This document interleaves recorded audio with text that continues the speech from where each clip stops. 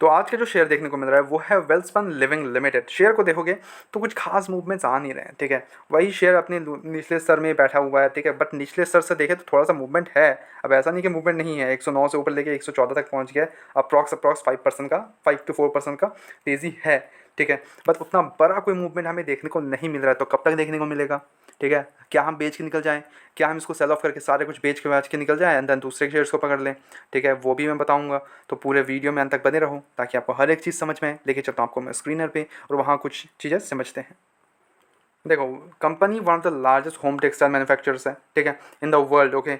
अभी जो GST reforms वगैरह हुए हैं उसके कारण यहाँ पे भी थोड़ा सा हमें मूवमेंट्स देखने को मिल सकते हैं, नो डाउट इन दिस, ठीक है। जब ये सब लागू वगैरह हो जाएंगे तो यहाँ पे भी क्या देखने को मिलेगा, चीज़ें समझते हैं, वहाँ पे चीज़ें कुछ समझने को मिलेंगी, ठीक है। कुछ इंक्रीजेस देखने को मिलेंगे, कुछ डिक्रीजेस, तो वहाँ पे सारी चीज़ समझ में क्लियर आउट होंगे तो उस टाइम पे, ठीक है। अब अगर कंपनी को देख लो तो मार्केट कैप हिसाब से नो डाउट अच्छी कंपनी है, 11,000 करोड़ का मार्केट कैप है, 20 का पी चल रहा है, थोड़ा सा अंडर वैल्यूड है अभी भी। अगर हम इसका डेप्ट वगैरह देख ले तो 0.57, लिटल बिट ऑफ हाई डेप्ट, 0.5 से लिटल बिट अप है, बट कोई बात नहीं, इट्स फाइन। उतने बड़ा कोई डेप्ट नहीं है कि ये कंपनी वो नहीं कर सकता, बिकॉज इसके पास 4,725 करोड़ का रिजर्व्स है, तो डेप्ट के कारण फेलियर के चांसेस अभी तो ना के बराबर है। क्वार्टर रिजल्ट अगर चेकआउट करें तो सेल्स हमें 2,260 थोड़ा सा सेल्स गिरते हुए देखने को मिल रहा है ईयर टू ईयर बेसिस में।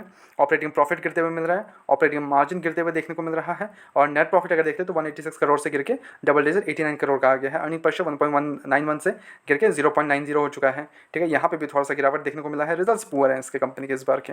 से अगर इन्वेस्टर्स का भरोसा देख ले तो प्रमोटर्स के पास 66% का स्टेक है, एफआईएस के पास 4% का स्टेक है, डीआईएस के पास हालांकि स्टेक बढ़ा है, इन्होंने 9% कर लिया अपना स्टेक, 1% इंक्रीज कर लिया है, गवर्नमेंट के पास 0.01, पब्लिक के पास 19% का स्टेक है, अदर्स के पास 0.36, ठीक है।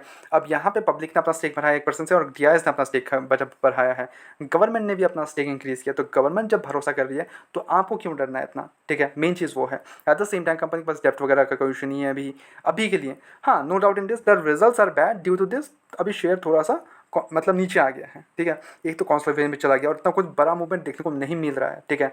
तो मैं बोलूँगा देखो, अभी जल्दबाजी कुछ नहीं करना है, जल्दबाजी में कुछ नहीं करना है, बिकॉज फिर अगर जब मूवमेंट आ जाएगा एक दिन में 10% भाग जाएगा, फिर वहाँ पे फिर पछताना पड़ जाएगा, ठीक है। तो उसके लिए अभी डू नॉट टच, ठीक है। लॉस में हो बिल्कुल में टच नहीं मत करो, ठीक है, अभी कोई टच ही नहीं करना है इसको, ठीक है।